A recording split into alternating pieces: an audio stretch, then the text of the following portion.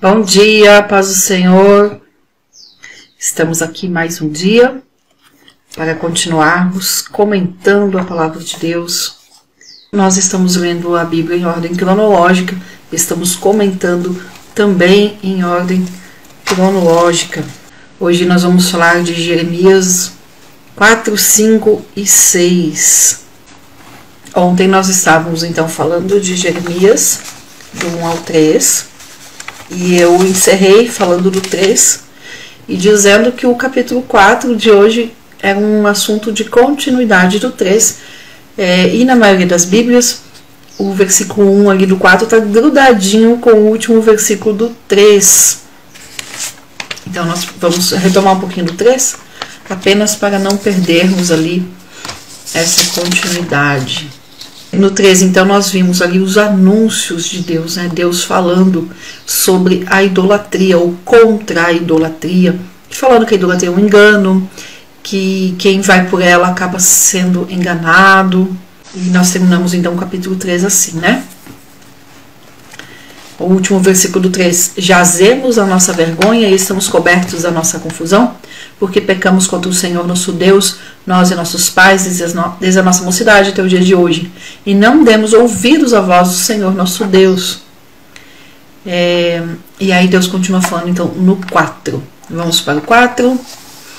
Capítulo 4, ele vai trazer de uma forma mais direta, a partir de agora, na introdução de Jeremias, eu falei que do capítulo 2 até o 25, as profecias são em sua maioria ali para Judá e Jerusalém.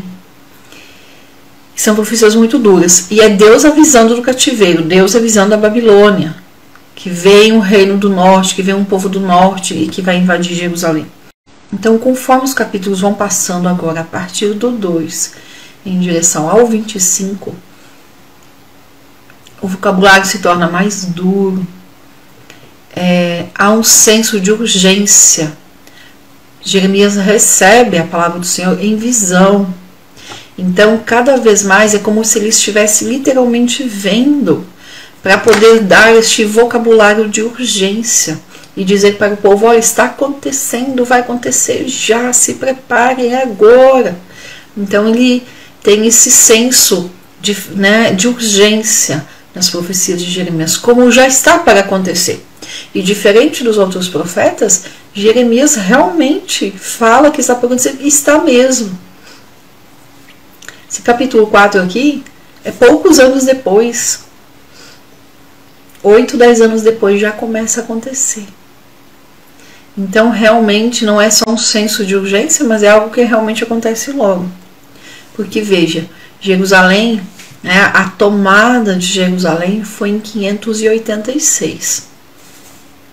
Aqui Jeremias estava profetizando aí por volta do ano 610, 612, mas embora a tomada de Jerusalém tenha sido em 586, a Babilônia começou a cercar Judá e atacar em 600, 602.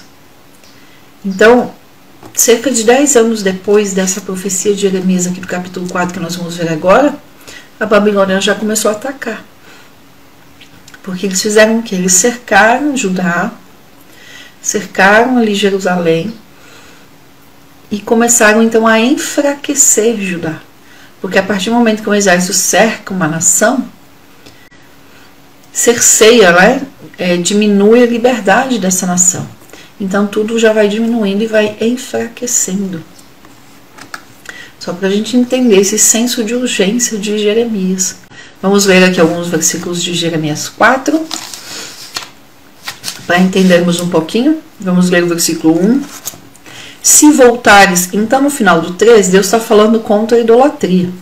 Então o 4 aqui, os primeiros versículos, é uma continuidade. Então olha, no versículo 25 do 3, é falado, estamos na nossa vergonha, jazemos, estamos morrendo na nossa vergonha, pecamos contra o Senhor. Aí no 4 Deus fala: se voltares, ó Israel, para mim voltarás. E se tirares as tuas abominações de diante de mim, não andarás mais vagueando. E jurarás: vive o Senhor, na verdade, no juízo e na justiça, e nele se bendirão as nações, e nele se gloriarão. Então Deus fala: se vocês se arrependerem, há uma esperança. Se voltem para mim, que vocês vão parar de vaguear, vocês vão parar de andar do jeito que vocês estão andando. E vamos ler aqui o versículo, vamos no 5. Anunciai em Judá, e fazei ouvir em Jerusalém, e dizei: tocai a trombeta na terra, gritai em alta voz, dizendo: ajuntai-vos, e entremos nas cidades fortes. Ou seja, nos escondemos, vamos nos esconder. Por quê? Arvorai a bandeira para Sião, fugi para a salvação vossa, não pareis. Ou seja, corre, se esconde, foge, porque eu trago o mal do norte, uma grande destruição. Deus avisando então: vem o mal do norte. Eu já expliquei ontem na live de introdução de Jeremias que Babilônia fica mais para o leste, mas o caminho, né, a estrada, a rota de invasão para Jerusalém era pelo norte. Essa região toda aí de Israel, Babilônia, Iraque, é uma região muito montanhosa, de muitos desertos, com muitas dificuldades. Não é um lugar plano onde se vai em linha reta. Então, muitos lugares é até perto, mas para ir precisa dar uma volta. Então, por exemplo, de Jerusalém até a Babilônia, em linha reta, são 750 a 800 quilômetros, se fosse em linha reta. Esta rota, né, este caminho aqui da época, e hoje eu não sei dizer, mas não deve ter mudado tanto, apesar que hoje tem avião e tem outras formas de transporte, mas aqui para essa época, esses 750 a 800 quilômetros viravam naturalmente aí 1.300, 1.400 quilômetros para se fazer. Então, não é rápido, né, fazer esse trajeto. E era pelo norte. E Deus avisou de uma forma muito clara: porque eu trago o mal do norte, uma grande destruição. E o povo fez o quê? Nada. Nada. Por isso, cingi-vos de panos de saco, versículo 8. Lamentai e uivai, porque o ardor da ira do Senhor não se desviou de nós. Vamos para o versículo 10. Jeremias falando: então disse eu: Senhor Jeová, verdadeiramente trouxeste grande ilusão a este povo a Jerusalém, dizendo: tereis paz, pois a espada penetra-lhe até a alma. Naquele tempo se dirá a este povo a Jerusalém: um vento seco das alturas do deserto veio ao caminho da filha do meu povo, não para parejar, nem para limpar. O versículo 14. Lava o teu coração da malícia, ó Jerusalém, para que seja salva. Até quando permanecerão no meio de ti os teus maus pensamentos? Então Deus avisando, e o povo não deu atenção, continuou fazendo o que queria. Vamos aqui para o versículo 19. Bom, aí, como eu disse, Jeremias, ele recebia a palavra do Senhor através de visões, então Deus mostrava para ele. Aí imagina Jeremias ali em Jerusalém, ele vendo o inimigo vir. A visão dele era real, era como se estivesse acontecendo. Então ele vê o inimigo vindo pelo norte. E aí ele anuncia para Jerusalém, ele fala para o povo, ele profetiza. E o povo não escuta. E aí Jeremias faz o quê? Chora. Por isso que ele é muito, né, conhecido como profeta chorão, porque ele chora. Mas não é um profeta chorão no sentido ruim, como a gente muitas vezes fala de Jeremias, o chorão, como que chora por qualquer coisa, como eu expliquei na live de ontem, na introdução. Ele chorava de desespero, de tristeza. E aí aqui no 19, ele começa esse choro. E ele fala: ai, minhas entranhas. O que é minhas entranhas? Né? A região aqui da barriga. Então, ele sentia até uma dor física, de tanta angústia, de tanto desespero, no sentido de ver o que estava por acontecer e ver que o povo não se atentava. Nós já choramos assim. Quem de nós ainda não sentiu uma dor, né? Um motivo tão grande de dor para chorar que dói por dentro, dói a barriga, dói o peito, dói tudo e dá aquele desespero.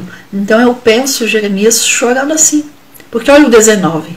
Ah, entranhas minhas, estou ferido no meu coração. O meu coração ruge, não me posso calar, porque tu, a minha alma, ouviste o som da trombeta e o alarido da guerra. Ou seja, ele viu, ele teve a visão do que ia acontecer. E não consegue, né? O povo não dá atenção. Então ele sente esse desespero. Eu vou ler aqui na Bíblia Viva, que ela traz uma linguagem mais forte, nesse caso aqui pra gente, né? Olha só. Meu coração, ai meu coração, estou me torcendo de dor. Meu coração está disparando dentro do meu peito. Não posso ficar quieto, porque já ouvi o som da trombeta e os gritos de guerra do inimigo. Porque a visão dele era muito real. Então ele sabia o que estava por acontecer, ele conseguia ver e ele profetizava para o povo e o povo não dava atenção. Quebranto sobre quebranto se apregoa, porque já toda a terra está destruída. De repente, foram destruídas as minhas tendas e as minhas cortinas no momento. Até quando verei a bandeira e ouvirei a voz da trombeta? Deveras, o meu povo está louco, já me não conhece. Aí Deus falando. São filhos nécios e não inteligentes. Sábios são para mal fazer, mas para bem fazer nada sabem. Ou seja, têm sabedoria para fazer o mal, mas para fazer o bem não sabem nada. Observei a terra e eis que estava assolada e vazia, e os céus e não tinham sua luz. Observei os montes e eis que estavam tremendo, e todos os outeiros estremeciam. Observei e vi que homem nenhum havia, e que todas as aves do céu tinham fugido. Vi também que a terra fértil era um deserto, e que todas as suas cidades estavam derribadas diante do Senhor, diante do furor da sua ira. Então Jeremias falando, né? Depois de vir ali o mal do norte, ele fala como ele viu Jerusalém. Ou seja, como Jerusalém ia ficar desolada, sem ninguém, não ia ter homem nenhum, não ia ter nada. E que até as aves do céu tinham fugido, que no versículo 25. Vi também que a terra fértil era um deserto, e que as suas cidades estavam derribadas diante do Senhor. E é exatamente assim que vai ficar. E vai ficar assim por 70 anos. Agora você imagina um lugar abandonado, a agricultura abandonada, depois de 70 anos tem o que, gente? Né? O que acontece com uma terra de agricultura, né? Que se planta sem nada, sem ninguém cuidando depois de 70 anos. Olha o versículo 27. Porque assim diz o Senhor, toda esta terra será assolada, de todo, porém, a não consumirei. Ou seja, vou destruir, mas não tudo. Por isso lamentará a terra, e os céus em cima se enegrecerão, porquanto assim o disse, assim o propus, e não me arrependi, nem me desviarei disso. Aí vamos aqui mais para o finzinho, olha. O 30. Agora, pois, que farás, ó assolada? Ainda que te vistas de carmesim, ainda que te adornes com enfeites de ouro, ainda que te pintes em voltas dos teus olhos com o antimônio, de balde te farias bela, os amantes te desprezam e procuram tirar-te a vida. Ou seja, todos aqueles com quem Judá havia feito qualquer tipo de ação, acordo, aliança, as nações ao redor, onde Judá tinha sido benevolente, todos esses agora não iam dar atenção para Judá. Estavam virando as costas, ou seja, nenhuma nação ia se levantar para socorrer Judá. É o versículo 31. Vou até ler aqui nessa outra versão que é mais forte. Ouvi gritos desesperados como os de uma mulher em trabalho de parto, como a agonia de uma mulher ao dar à luz pela primeira vez. É o grito da cidade de Sião, respirando com dificuldade, estendendo os braços pedindo ajuda e dizendo, ai de mim, estou perdida, ajudem-me, a minha alma desfalece por causa dos assassinos. Então até isso Jeremias viu o grito de Jerusalém no dia da derrota, no dia que foram ali levados cativos. E aí, se nós já ficamos assim, né? Só de ler, imagina ele tendo essas visões, falando para o povo e nada acontecendo. E por isso ele chora. Por isso ele chora. Vamos para o capítulo 5. O capítulo 5, o povo continua do mesmo jeito. Continua em pecado. Nós vamos ver que por anos Jeremias vai profetizar. 15 anos aí vão se passar. Ele profetizando. Juízo, juízo. E o povo parece que não acredita. E aí, né, fazendo uma breve aqui, trazendo um pouquinho para os nossos dias,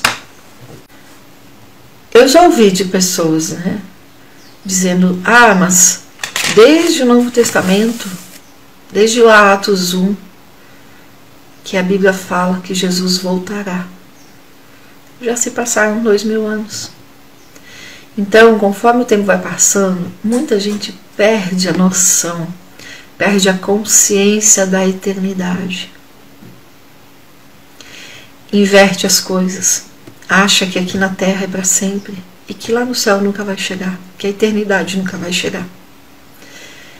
De certa forma, dá para entender o povo de Israel, o povo de Judá aqui, que escuta e nada acontece, porque acha que nunca vai chegar o juízo. Assim como nós hoje. Se passaram 2000 anos, 2050 anos, 2020 anos, dependendo aí da contagem do Novo Testamento, 2000 anos, falando que Jesus voltará, que Jesus voltará. Muitas vezes perdemos a noção da eternidade que está por vir e achamos que esse tempo aqui na Terra é permanente. E não é, é exatamente o contrário. Aqui é passageiro e lá é eterno. Nós precisamos orar e pedir para Deus nos dar consciência da eternidade, sentirmos esse anseio pela eternidade, entendermos que aqui realmente é passageiro e não ficarmos com esse coração duro aqui do povo de Israel. Vamos para o capítulo 5. Então o capítulo 4 tem esse grito aqui dessa mulher de Jerusalém, de Sião, como que uma mulher em trabalho de parto. Aí continua no 5. Suba e desça pelas ruas de Jerusalém, ande por toda a cidade, procure em cada praça para ver se encontra pelo menos uma pessoa honesta e que busque a verdade. E se houver, eu perdoarei a cidade e não a destruirei. Embora digam juro pelo nome do Senhor, ainda assim estão jurando falsamente. Senhor, a única coisa que o deixa satisfeito é a verdade. Bem que o Senhor tentou ensinar isso ao povo, castigando-o, mas eles não se importaram. O Senhor os esmagou, mas eles não se aproveitaram. Mas eles não aproveitaram a sua correção. Endureceram o seu coração mais que a rocha e recusaram-se a se arrepender. Mas eu pensei comigo, o que se pode esperar desses pobres e ignorantes? Eles não conhecem os caminhos do Senhor e não sabem obedecer às leis de Deus. Vou procurar os líderes, as pessoas importantes e falarei com eles. Jeremias falando. E aí ele vai e procura as pessoas importantes, os príncipes, os líderes. E acontece o quê? Eles também não quiseram obedecer a Deus e se revoltaram contra Deus. Versículo 5. Vamos ler o 7? Vocês acham que vendo isso eu ainda deveria perdoar? Seus filhos me abandonaram e adoram ídolos que não são deuses. Eu dei de comer ao meu povo e quando já estavam satisfeitos, cometeram adultério, reunindo-se em casas de prostituição. Versículo 9. Não devo castigá-los por isso? Não devo vingar-me dessa nação? O versículo 11. Pois o povo de Israel e o povo de Judá têm me traído. Eles não aceitaram as minhas palavras e disseram, não é ele quem está falando. Nada de mal nos acontecerá. Não haverá fome e nem guerra. Então o povo autocentrado, dizendo, não, nós somos fortes. Olha os muros de Jerusalém que nos cercam. Olha a nossa cidade. Olha Jerusalém. Esse negócio de destruição aí, não é Deus falando não. Falaram isso para Jeremias. Não é Deus falando não. Não vai acontecer isso. Não vai ter fome, não vai ter guerra, não vai ter destruição. Versículo 14. Portanto, assim diz o Senhor Todo-Poderoso, já que esse povo zomba dos meus profetas, eu vou transformar em fogo as palavras que falei através de você. Vou fazer desse povo lenha e eles serão destruídos quando as profecias forem cumpridas. E aí Deus fala da Babilônia. Ouça, ó povo de Israel, declara o Senhor. Vou fazer uma nação antiga e distante atacar a sua terra. Essa nação é muito poderosa e fala uma língua que vocês não entendem. As suas armas são mortais, todos os soldados dessa nação são homens valentes. Eles tomarão os campos onde vocês plantarem e comerão todo o pão. Matarão seus filhos, suas filhas, matarão as ovelhas e o gado para alimentar os soldados. Tomarão para si os figos e as uvas que vocês plantaram. Além disso, destruirão as cidades protegidas por muros em que vocês tanto confiam. Mas, mesmo quando tudo isso acontecer, eu não vou destruir vocês completamente. Quando o povo perguntar por que o Senhor nosso Deus fez tudo isso conosco, você deve responder: vocês abandonaram o Senhor e se entregaram aos deuses dos estrangeiros em sua própria terra. É por isso que agora vocês serão escravos em terra alheia. Então, Deus anuncia: vocês serão escravos. Então, não é só a guerra que vem, não é só fome. Além disso, vocês serão levados e serão feitos escravos. Olha o versículo 23. Mas o coração do meu povo é tão mau e rebelde. Eles se afastaram e me abandonaram. Versículo 29. Seria possível fechar os meus olhos diante de todo esse pecado? Seria justo deixar de castigar essa nação tão má? Está acontecendo uma coisa horrível, difícil de acreditar nessa terra. Os profetas não falam a verdade e, apoiados por eles, os sacerdotes enganam o povo com a sua própria autoridade, e o meu povo fica feliz com isso. Mas o que vocês vão fazer quando toda essa situação chegar ao fim? Deus questiona isso então. E aí vai para o capítulo 6 e continua. Povo de Benjamim, fuja de Jerusalém se quiser salvar sua vida. Toquem a trombeta em Tecoa, mandem um sinal para Bet-Aquerem. Avisem por toda parte que o castigo divino se aproxima e a destruição está chegando do norte. Eu destruirei a cidade de Sião, você que é bela e formosa. Para onde os pastores vêm com seus rebanhos, armam suas tendas em volta de seus muros, cada um no seu lugar. Vejam como se preparam para atacar Jerusalém. Fiquem prontos, porque o ataque vai começar ao meio-dia. Ai de nós, a tarde já está terminando, as sombras da noite se aproximam. E aqui no capítulo 6, então, Deus vai falar assim: olha, Jerusalém faz de conta que é. Ela se acha linda, formosa, cercada por muros, mas é falsa. Tudo que ela mostra que é, na verdade, ela não é. Porque o que ela já foi porque eu permiti. Então Deus fala dessa forma aqui.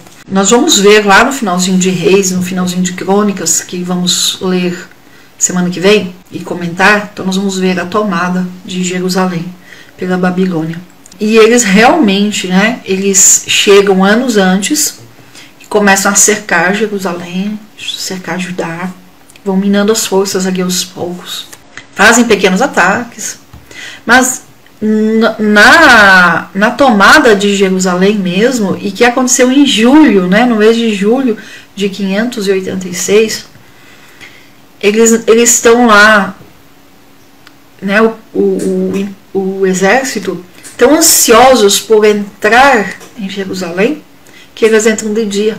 Então esse versículo aqui é exatamente o que vai acontecer. Eles entram de dia mesmo em Jerusalém, que antigamente entrava-se à noite, fazia-se emboscada de manhã cedo, quando o povo acordava, uns horários de forma a pegar o povo desprevenido. Mas aqui especificamente não acontece isso, eles vão entrar mesmo, é de dia. Levantai-vos e subamos de noite e destruamos os seus palácios. A casa do rei foi destruída de noite, porque o exército entrou de dia em Jerusalém e começa a destruir, atacar e prender, e eles ficam ali tão, né, cheios de si, se sentindo ali os valentes, que eles não param quando escurece, eles continuam, e à noite então eles começam a invadir a casa do rei, né, o palácio, e vão destruindo até chegar ali no templo de Jerusalém. E o templo é destruído também, né, aquele templo de Salomão é destruído então em 586, e mais especificamente em julho de 586. E até hoje, em Israel, o dia que é considerado o dia da invasão, o dia que Jerusalém foi efetivamente destruída, até hoje esse dia é considerado um dia de luto nacional. Então muitos judeus, e aí os ortodoxos, os mais tradicionais, eles fazem inclusive jejum nesse dia, como uma forma de luto pela cidade que foi destruída, pelo templo de Salomão que foi destruído. Porque assim diz o Senhor dos Exércitos, versículo 6, cortai árvores e levantai tranqueiras contra Jerusalém.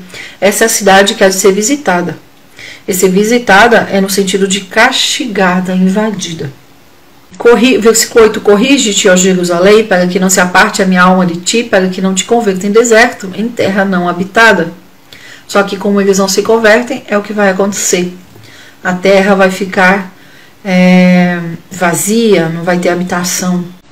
Versículo 11, Jeremias falando de novo aqui. Portanto, estou cheio do furor do Senhor, estou cansado de o conter. Derramá-lo-ei sobre os meninos na rua e sobre a reunião de todos os jovens, porque o marido também será preso com a mulher, e o velho com o que está cheio de dias. Então é Jeremias aqui falando, olha, está difícil de separar o que é Deus falando daquilo que eu estou sentindo, porque eu estou vendo que serão todos presos, não é uma parte, não é um que vai, outro que fica, não. O marido vai junto com a mulher, o velho vai com aquele que é mais maduro, vai a criança, vai todo mundo vai ser levado cativo. E as suas casas serão passadas a outros, e as suas herdades e também as suas mulheres, porque estenderei a minha mão sobre os moradores dessa terra. Porque desde o menor deles até o maior, cada um se dá à avareza, e desde o profeta até o sacerdote, cada um usa de falsidade. Veja, lá em Deuteronômio, no finalzinho de Deuteronômio, quando Moisés está lhe dando as últimas falas antes de morrer, ele fala para o povo, olha, vocês vão entrar numa terra fértil, que mana leite e mel, só que lá vocês precisam servir somente a Deus. Se vocês se desviarem de Deus, virá um juízo.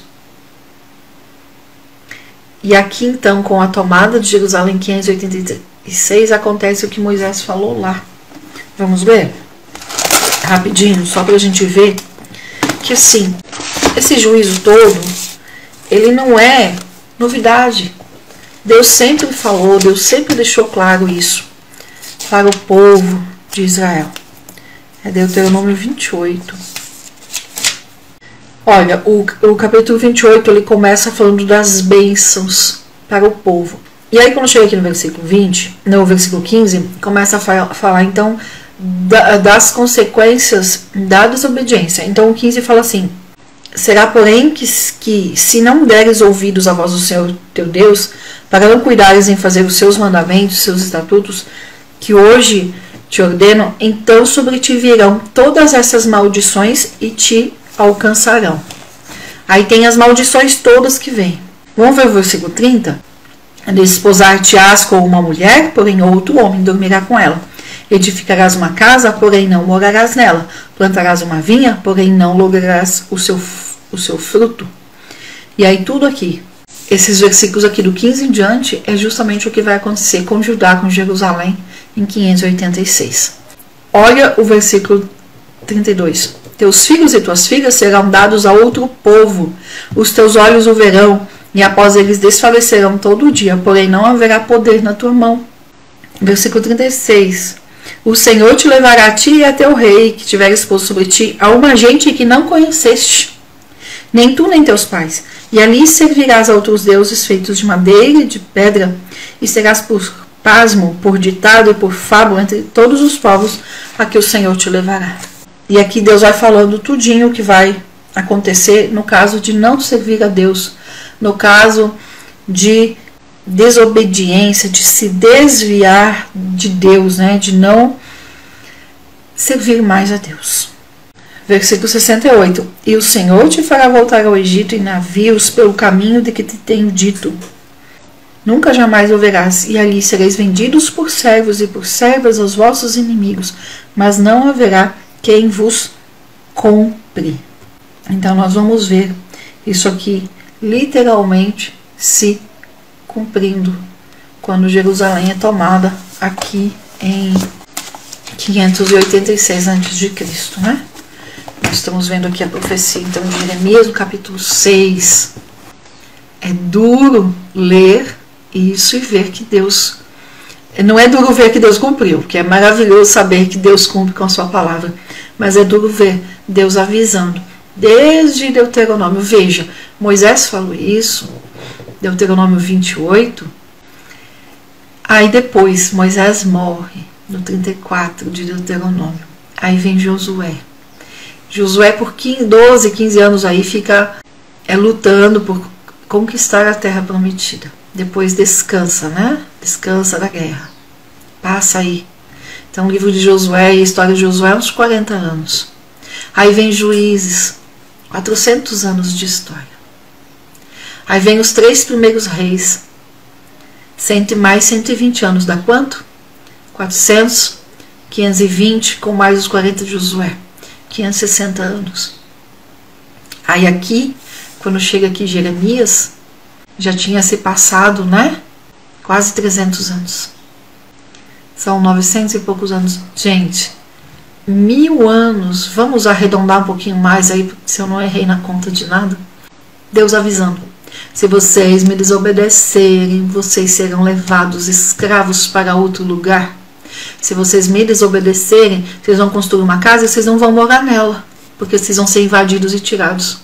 Se vocês me desobedecerem, aquilo que vocês plantarem, vocês não vão comer, porque vocês vão ser levados cativos como escravos, e vocês vão ser colocados à venda e ninguém vai querer comprar vocês. Que é o que eu acabei de ler ali nesse versículo 30 e pouco aí de Deuteronômio 28. Então, por 1000 anos, Deus avisa o povo. E o povo faz o quê? Não obedece. E a gente poderia olhar e falar: olha, que povo com o coração duro, que povo difícil. Vamos olhar para nós. Eu sempre falo, vamos nos colocar como sujeito e vamos ver. Eu estou servindo a Deus como Deus fala para servir. Eu estou amando como Deus me ama. Eu amo o meu próximo como Jesus me ama. Eu amo o meu próximo como está em 1 Coríntios 13. Né? 1 Coríntios 13 é o amor que nós devemos amar. As pessoas leem 1 Coríntios 13 em casamento, mas 1 Coríntios 13 não fala de amor entre um casal, entre os cônjuges, entre o marido e mulher. Embora seja um amor que deve ter no casamento, e é o amor que vai segurar o casamento por toda a vida. Mas 1 Coríntios 13 é o amor que nós devemos amar as pessoas. É o amor com que Jesus nos ama. É um amor que não busca o próprio interesse, como Jesus, que não buscou o seu próprio interesse, no sentido de se cuidar e de se privar. Então, é duro ver, eu costumo falar assim, que é duro ver em Judá, em Israel, a dureza do meu próprio coração. Porque é muito fácil olhar aqui para o povo de Israel, o povo de Judá, e dizer que povo duro. Deus avisou. Mas nós também temos todos esses avisos. Nós também temos todas as promessas de Deus, tudo aqui. Mas é mais fácil nós lermos a promessa e desejarmos a promessa do que abaixarmos a cabeça e obedecermos aquilo que precisa ser obedecido. É difícil abrir mão daquilo que eu acho certo para fazer o que Jesus ensina. É difícil eu abrir mão do meu eu estou certa, dar minha razão e amar o outro, amar o próximo. É difícil isso, não é fácil não. Não é fácil não. Vamos continuar aqui? Vamos ler versículo 13. Porque desde o menor deles até o maior, cada um se dá à avareza, e desde o profeta até o sacerdote, cada um usa de falsidade.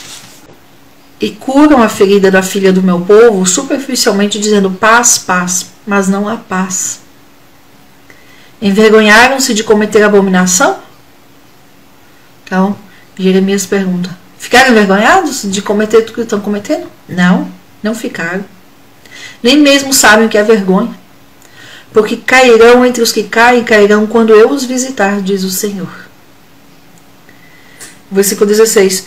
Ponde-vos nos caminhos e vede, perguntai pelos caminhos antigos, o qual é o bom caminho, e andai por ele, e achareis descanso para as vossas almas. Mas disseram, não andaremos nele.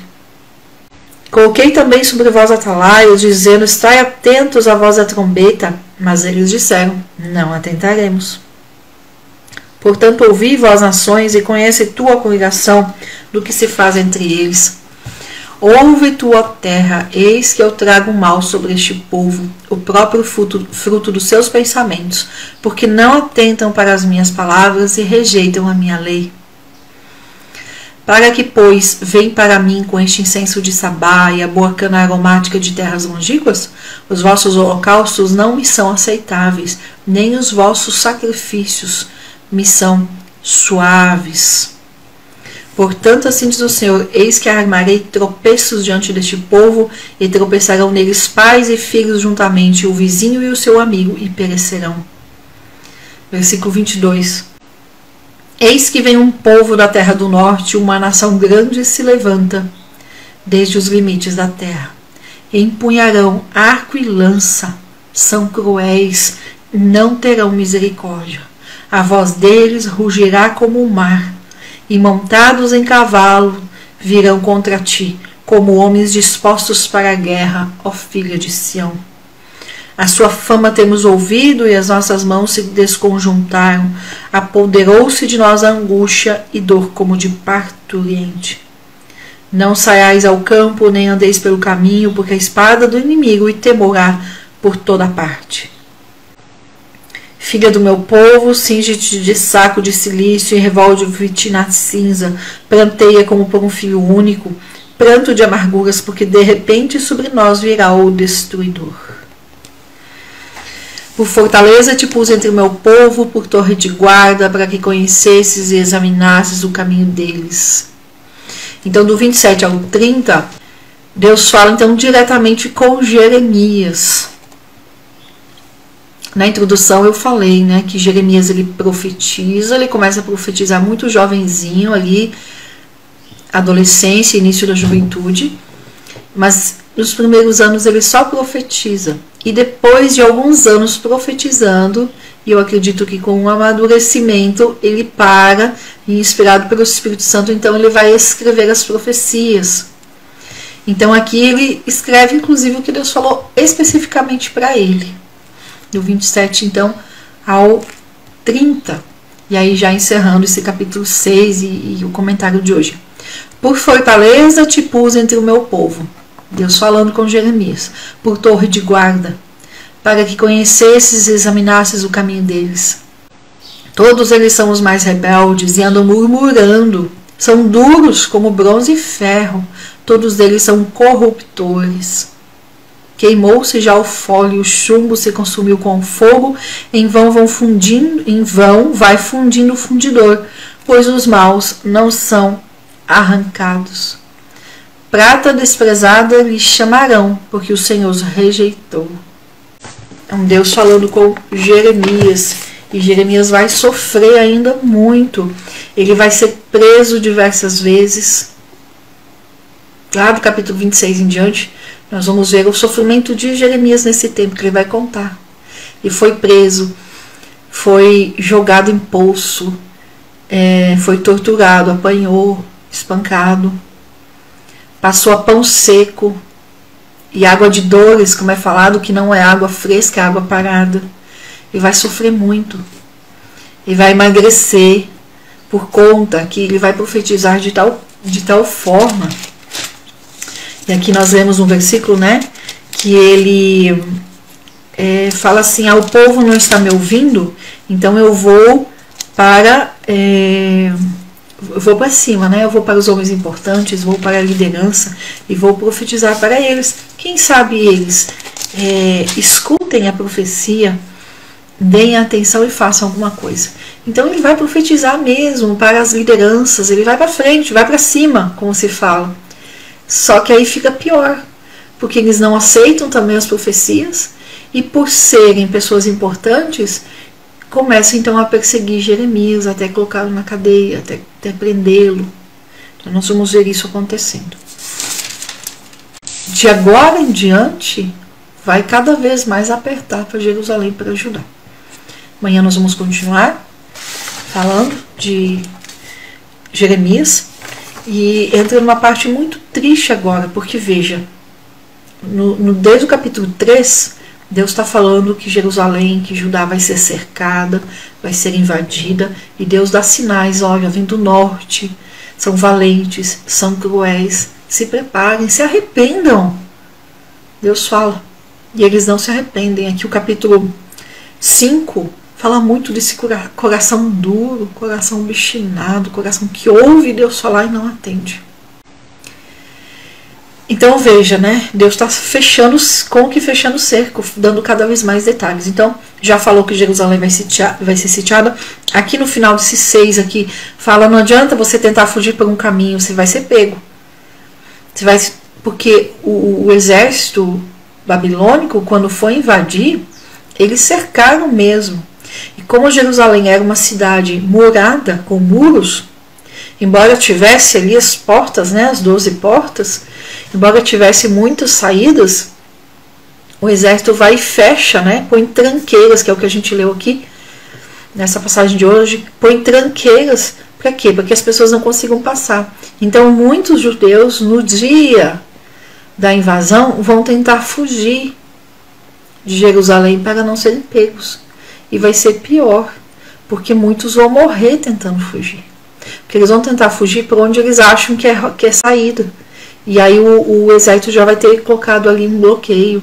Ou vai ter soldados ali esperando de tocaia, ou vai ter as chamadas tranqueiras, que são árvores cortadas, né, colocadas como obstáculos. E o povo não vai conseguir fugir.